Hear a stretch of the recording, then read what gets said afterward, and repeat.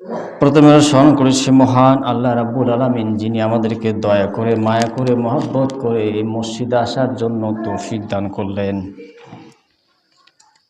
যে মহান আল্লাহ রাব্বুল আলামিন বিভিন্ন ব্যস্ততার পরেও আল্লাহ রাব্বুল আলামিন দুরকাত নামাজ পড়ার জন্য আসার জন্য তৌফিক দান করলেন। আল্লাহ রাব্বুল আলামিন আমাদেরকে বিভিন্ন ব্যস্ততার ভিতরে বাড়িতে রাখতে পারতেন,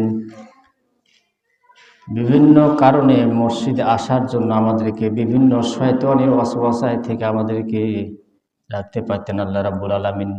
সেটা না করে মহান আল্লাহ রাব্বুল আলামিন দয়া করে, মায়া করে, মহব্বত করে মসজিদে আসার তৌফিক দান করেছেন।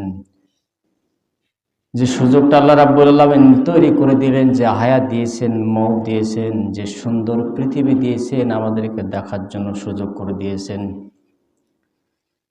সে মহান আল্লাহ রাব্বুল আলামিনের প্রতি শুকরিয়া আদায় করে সবাই বলে আলহামদুলিল্লাহ।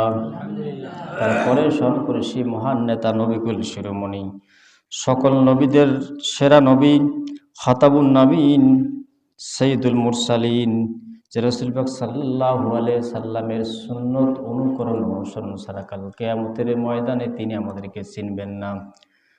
সে রাসূলের প্রতি দরুদ পেশ সবাই বলে সাল্লাল্লাহু আলাইহি ওয়াসাল্লাম। আমি সূরাতুল নাবার কয়েকটি আয়াত আপনাদের সামনে তেলাওয়াত করেছি এবং মুসলিম শরীফের একটি হাদিস পাঠ করেছি। সংক্ষিপ্ত আকারে কিছু আলোচনা আপনাদের সামনে করতে চাই অল্প সময়ের ভিতরে। মহান আল্লাহ রাব্বুল আলামিন জাহান্নাম এবং জান্নাত